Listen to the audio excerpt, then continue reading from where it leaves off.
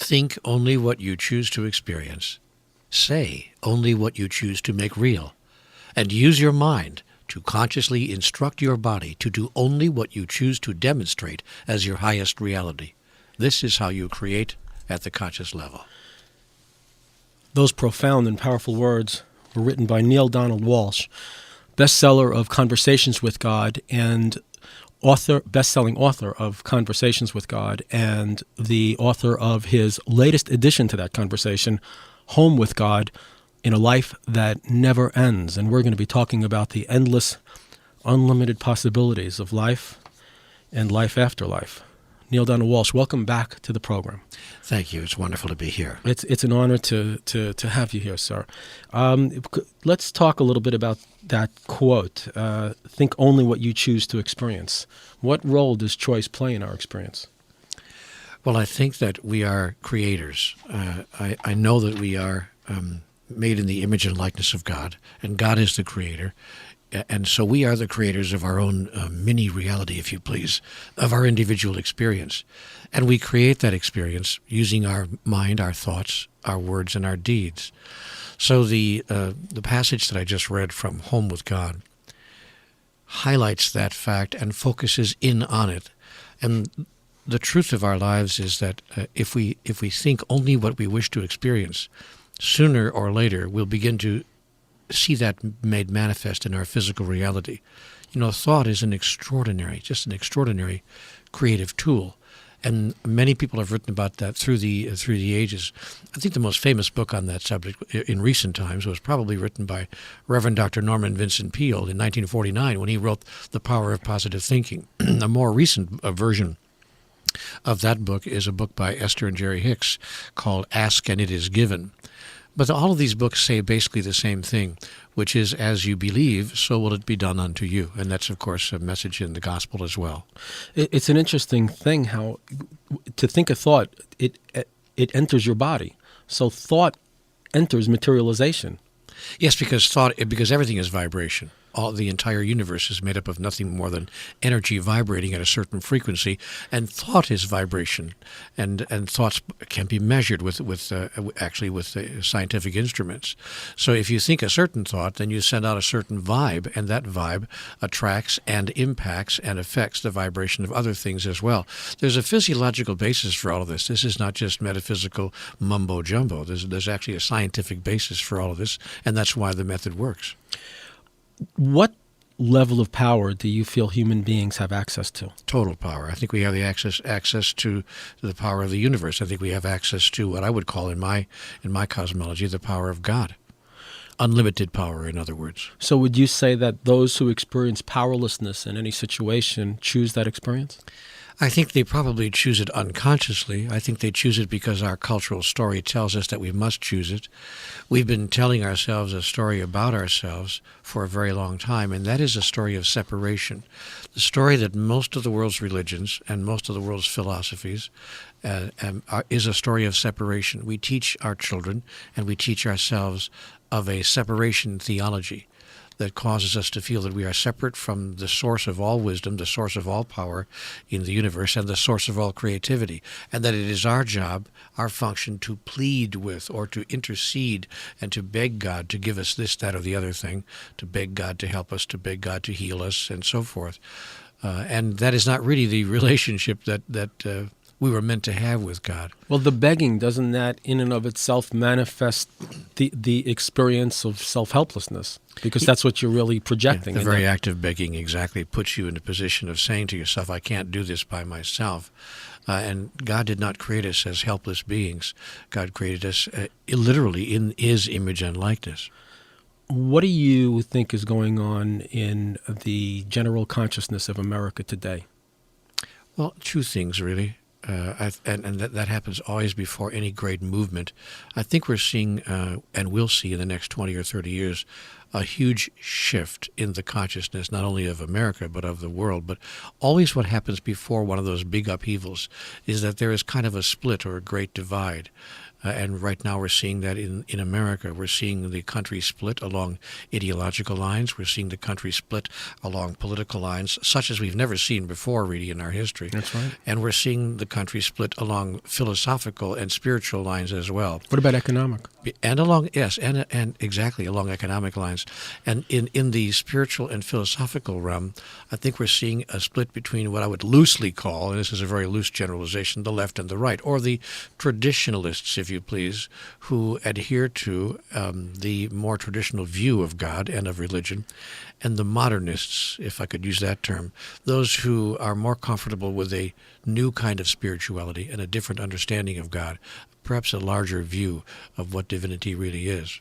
Do you think those who hold to what you would call the old line of spirituality have anything to fear from those who propagate a new form of spirituality? No, I don't or think... I should say this new form of spirituality. Yeah, and I don't think that they do, but I do think that they think that they do.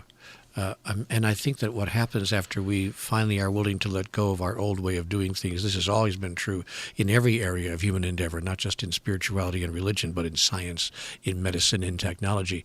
There are those who hold to the old school way of thinking, and they always imagine there's something to fear with the changes that are being brought about by those who have a new view of things. The recidivists. Yes, but as soon as the changes are put into place, then we all look at things as if, my gosh, that was so obvious. And one of the wonderful examples in one of my earlier books is the man who suggested many years ago that surgeons wash their hands before delivering babies and before doing surgery. And the medical profession at that time thought that it was absurd to even suggest such a thing. And they ran this guy who suggested this. They ran him out of the medical profession. So afraid and so frightened were they of this small change. Now, of course, it's the obvious. So I think it was George Bernard Shaw who famously said, all great truth begins as blasphemy. And today's truth is tomorrow's lie. That is correct. We're speaking... Or at least tomorrow's inaccuracy. Right, intentional or otherwise. You're listening to Bob Lancer's Parenting Solutions, a show that focuses as much on the raising of consciousness as the raising of ourselves and children. And I'm talking with Neale Donald Walsch, author of Home with God and A Life That Never Ends, the third in his trilogy of Conversations with God, a massive, massive bestseller. Why is Conversations with God so popular? It's not necessarily easy reading. I think it's popular because the human race is losing patience with itself. I think that people are looking now for new answers and for different solutions, to the circumstances and conditions we find in our world today and to the way we're living our lives. I think we look at how life is being lived, even by ourselves as well as by those that we observe from a distance. And I think we think to ourselves, gosh, this can't be the way it was meant to be. There must be another way. There must be some missing answer. And so I think that we are now a searching generation, and we're no longer willing to sit back and just accept what we've been told before. And Conversations with God is a book for those who are searching for new ways to experience, new ways to hold the idea of, new ways to embrace the reality of God. I think it also is for those who are just looking for that intellectual, spiritual sustenance to confirm for them that what they've been suspecting deep down inside, there is more reinforcement to that awakening that they themselves have been experiencing. The message of Conversations with God is that God is with us and works through us in every moment of our lives, that we're never really alone. And yes, many people have found great comfort in that awareness. I want to talk to you about three things today. I want to talk to you about this book, which I just finished last night, Home with God and A Life That Never Ends by Neale Donald Walsch. I want to talk to you about the movie of your life, and I want to talk to you about the new school of spirituality for children. Let's talk a little bit, I'd like to read you something from your book, referring, and that I think will give us a nice segue into the discussion about the movie. First, what is it like to have a movie about your life? Well, it's a little bit surreal. It's a little bit unexpected. One doesn't imagine whatever one is doing in life that there will be a movie of it that one will live to see, even if you're president of the United States. I Even suppose. though, in a sense, we're creating that movie all our lives. We are indeed, and I've been living that. I get to watch my movie every time I do a screening, and it's kind of strange. But I mean, truly, most people, even if they're president or have done something really enormously wonderful, which I'm not sure I fall into that category, but even those people very seldom live to see. I'm sorry. That's okay. This is a natural show. We cough, we do everything. Very seldom live to see their own story on a big screen. So I'm one of 35, 40 people in the history of the world out of 6 billion people alive today who've actually seen that. So you ask a question like that, it's very strange and very surreal. It's at some level a bit flattering, I guess, but it's very humbling at the same time, because I really think, gosh, I don't get that I've done anything worthy of having a movie made of it. But I think that God has. I think that God has done something worthy of that, and I think that's what the movie is ultimately all about, how God talks to all of us. Interesting. You became homeless at 49, in the middle of your life. You created more life partners and left them just as you did the earlier ones. Through these devices, you learn more about betrayal, about your own ability to betray others, about how it feels when others betray you. You learned a little about love. You learned a lot about abandonment my life itself. You were out there on the streets, living outside, a tent for a home, for almost a year. You learned what it is like to be broke, so broke that $1 looked like a lot of money to you and $2 was a fortune. One day you gave away money you didn't think you could afford to give away. Your heart went out to somebody and you just gave them the little change you had. On that day you learned about true generosity. You also learned that there was more where that came from. And this was a big remembering. You discovered again the universe's endless supply. Very soon you were rich beyond your wildest dreams. You think this has all happened by chance? You think this has all happened by chance? That's a quote from the book. I know, and I don't think it's all happened by chance. I think that it was all by design, by divine design. And that's what God says to you here. I tell you, you chose all of this. Yes. How did you tell us about the choosing to go down, and then the choosing that took you up? What prompted each choice? Well, I didn't choose it consciously. Of course, no one consciously chooses to wind up living on the street with 5 cents in your pocket. So it was not a conscious choice. But I and nor for that matter was becoming rather wealthy a conscious choice. I mean, I didn't sit down and say I'm going to be wealthy. Did you never in your life use visualization or anything like that? Of course, yes. I think we all have. But I don't think that I sat down and said, I couldn't have visualized the exact life I'm living. What I did do, however, was I really had an immutable faith in God and faith in life. That is, somehow or another, I've always known that, it's all going to work out. It's all going to work out in the end. Just relax and relax into it. And that faith was tested sorely when I was on the street. I mean, I had a broken neck in a car accident. And I couldn't find work anywhere because nobody's going to hire somebody who's 50 years old and has a broken neck. And this is all in the movie? Yes. Okay. And so I wound up living on the street and collecting beer cans and soda pop cans for the 5-cent deposit, and panhandling, on the sidewalk, trying to stay alive. Not for a couple of weeks. I'm not talking about a month or two. I was out there for 2 weeks shy of a year, which is a long time to be living outside through all 4 seasons. It's an endless time. And I thought at the time that I would never get off the street. Because once you're out there for a month or two, you haven't bathed, you haven't shaved, you can't get your clothes cleaned. I mean, you really look terrible. Probably don't smell all that pleasant, and our people start being afraid of you. In fact, they begin looking right through you as if you're not even there. You walk down the street and you say good morning to somebody, and they walk right past.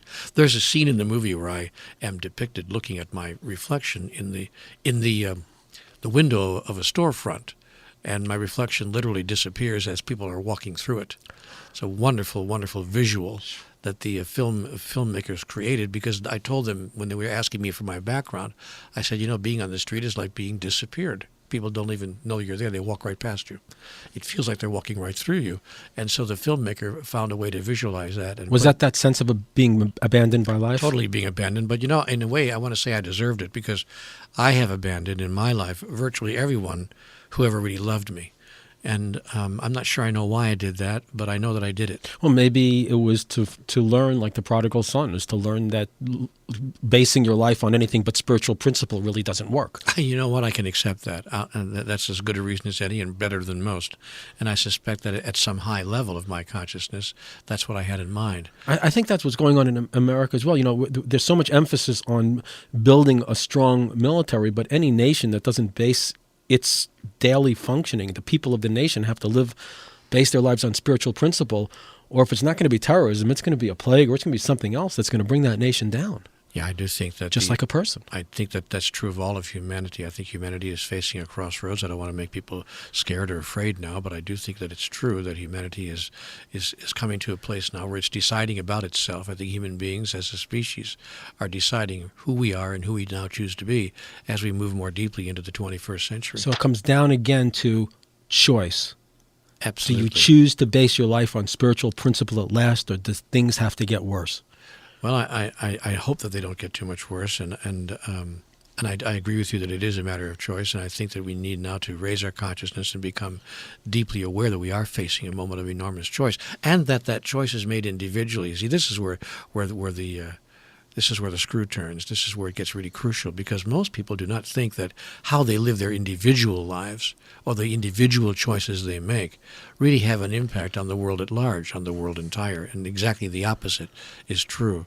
So that when we begin to become clear that the way we're creating and experiencing our own day-to-day is having a ripple in the water effect and sending those vibrations we talked about out to the world at large, suddenly we realize that we're doing more than simply creating our individual reality, but playing a huge role in the creation of collective consciousness. Well, that's what I call the myth of activism.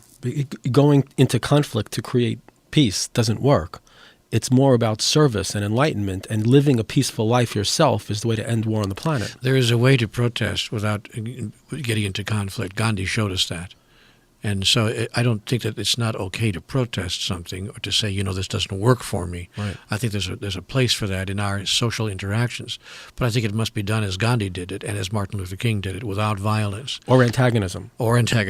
Just simply standing quietly and saying, I'm sorry, we simply don't agree. Okay, now we're taping this interview, and your movie is going to be opening this month in Atlanta, but I'm going to be replaying this interview from time to time, perhaps even throughout the years. So I want to talk about where the movie is opening in Atlanta in case we get this show on the air soon enough, and then how people can get it forever. So in Atlanta, what's going on with the movie? Well, the show opens October 27th at the LaFont Sandy Springs Theater. The year 2006. Yeah, and if you're hearing this program after that time, you can go to cwgthemovie.com. That's cwgthemovie.com, and you can find out how you can obtain the movie in DVD form. I'm sure it'll be available in stores everywhere. Okay, let's move on now to the School of the New Spirituality, and that is a school for children, right? Yes. Tell us about that. Well, I was told, it was made very clear to me in my book, The New Revelations, as well as in Tomorrow's God, that the solution to humanity's problems is not a political solution. It's not an economic solution. It's not a military solution, obviously. It's a spiritual solution, and it revolves around the process of education. And so it's been made very clear to me that education is going to be our salvation, which is an interesting little a little poem. Mm-hmm. Our salvation is education. That is, we have to tell ourselves a new cultural story. We have to tell our children, our young people, give them new information from ourselves, about ourselves, new information about who and what God is, what God wants, who and what we are in relationship to each other, and what in fact is going on in the process that we call life. That is, why are we here and what are we doing here? How do you distinguish that message from dogmatic religious education for children? Well, you know something? The education that we're getting from our religions is not altogether inaccurate. It is, and in fact, a great deal of it is quite accurate. I'm fond of saying, because it's true, that most of the world's major religions have about 90% of it right. And that's not a small percentage. And it's important right stuff. It's very important right stuff, and it's why religions have been around for so long, because we recognize that 9 out of 10 things we hear are very applicable to our daily lives and very worthwhile and very valuable. But it's that last 10% where we get hung up, and And I don't think it's even because it's inaccurate, but just incomplete. In other words, here's how I think it is, Bob. It feels to me that we are like children ourselves, all of the world's adults. I think that we are like children who have learned their addition and subtraction, but have not yet learned multiplication and long division. But having said that, we imagine that we have all the answers and that there's nothing more to learn. And then someone comes along, and says, there's trigonometry and algebra and geometry and there's higher math and all of that. And we're kind of astonished. You mean there's another way to solve this problem? Bob, it's true that every mathematical problem can be solved ultimately with addition and subtraction. You don't need anything else. So you can do everything, but it might take you 3 weeks. Or 3 generations. Whereas with multiplication, you go faster. With long division, you go faster. With geometry and algebra and so forth. So it's a matter of how much you're willing to notice that you don't know, as opposed to how much you think you do know. So I think that that's where we are in our religions. I think our religions are largely accurate, as is addition and subtraction. But I think it's not the whole picture, not all there is to know. So the new spirituality, and what we're talking about in this school of the new spirituality for children is it possible that there's something we do not fully understand here about God and about life and about each other, the understanding of which would change everything? I think the answer is patently yes, there is. Yes, it is possible that there is something we don't understand. And that, if we can agree to that, opens the door to a brand new dialogue and a brand new discussion, which we want to have with young people and encourage that wonderful childlike zest, that childlike spirit of inquiry, asking them to ask the world itself and to ask each other, what is this thing called God? If there was something we don't fully understand, what might it be? So that's the basis of the curriculum. So as a child moves through the school of the new spirituality, what do you envision that child graduating with, emerging with, in terms of that child's consciousness? How would you describe the graduate consciousness? Well, first of all, the child would probably hold the thought that there's no separation between us and each other, that we truly are all one, not just metaphorically speaking, but actually in truth, that we are all one thing, and that we are therefore always acting in each other's interests, even though when we think we're not. Number two, I think that a graduate would come forth into the world with an awareness that there's no separation between that person and God itself, that there is a unity, a oneness between divinity and all of us, and that all things are possible through and with God. I think that also there would be an awareness that there's no such thing as a punishing, damning, condemning God, and there surely is no such thing as a God who would encourage us to punish or judge or condemn others, much less to kill others in God's name. So I think the whole agenda of God, that is what God wants, would be made very Which clear. is the title of one of your books? Which is the title of a book I've written called, yes, that's right, What God Wants. And I think that that's what would be remarkably different.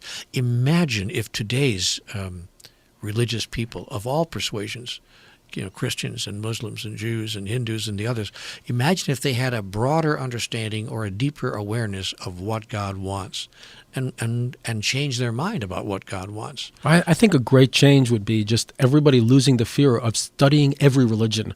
Because if you study every religion, the truth will speak to you and you'll be guided into the religious path that suits you the most. I think a great damage is done when people say, don't study another religion because that's bad for you. You'll be misled. Or don't you dare. Because you're going to hell if you do. Now, we're just about just about out of time. But another great change quickly would be if we lose the idea that God actually instructs us or commands us to kill other people or do violence on other people because they're not believing in God in the so-called right way. Wow, what a shift that would be. That alone would change everything. Everything. I wish we had hours and hours to talk. I did want to mention that one of the things that happens when you read Neale Donald Walsch's book, or that happened to me, Home with God and a Life That Never Ends, is that what happened for me was that I discovered that the fear of death does keep us from living fully. I discovered myself losing that fear of death through that. And just being with you, I definitely experience as a state that oneness, the loss of the individualization, separation, myth in consciousness. And I want to thank you so much for being on the show and sharing your light and energy with our listeners. This show goes out to 35 states, and I think we've raised 35 states of consciousness, hopefully. So thank you, Bob. Thank you. Now, if people, again, want to contact you regarding, and your book is available everywhere, Home with God and a Life That Never Ends, probably destined to be a bestseller, I have no doubt. If people want more information about you, about your work, and about how to get to that movie, where should they go? They can go to nealdonaldwalsh.com. You have to spell my name correctly, so pick up a book or go to the internet and find the spelling, but they go to nealdonaldwalsh.com.